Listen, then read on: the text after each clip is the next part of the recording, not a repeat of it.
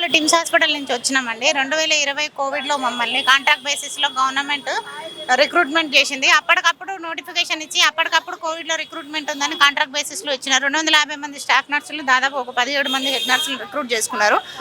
Covid first wave నుంచి last wave వరకు దాదాపు 500 రోజులు కోవిడ్తో మేము పోరాడినాం. దాదాపు ఇప్పుడు 4 సంవత్సరాల సర్వీస్ కంప్లీట్ గా వస్తున్నది. 4 సంవత్సరాల్లో కూడా మాకు అదే జీతం ఇచ్చినారు. ఆ ఇచ్చే జీతం కూడా 2-3 నెలలకు ఒకసారి. ఇప్పుడు ఈ రోజుకి మాకు 3 నెలల జీతం పెండింగ్ ఉంది. ఈ 3 నెలల జీతం లేకుండా మేము ప్రతిరోజు ఈ సామాన్యుడు ఎట్లా లైఫ్ లీడ్ చేస్తాడు 3 నెలల నుంచి జీతం లేకపోతే? అది రేవంత్ సార్ కి మేము చెప్పుకుందామని వచ్చినాం. సార్ కలవలేదు. ఈ రోజు అసెంబ్లీలో బిజీగా ఉన్నారంట. మా పిటిషన్ ని లోపల ఇచ్చినాం. ఈ రోజు ప్రజావాణిలో మేము ఇచ్చాము మా సమస్యలు ఏవైతే ఉన్నాయో. కోవిడ్ లో 5 వేవులలో పనిచేసినాము.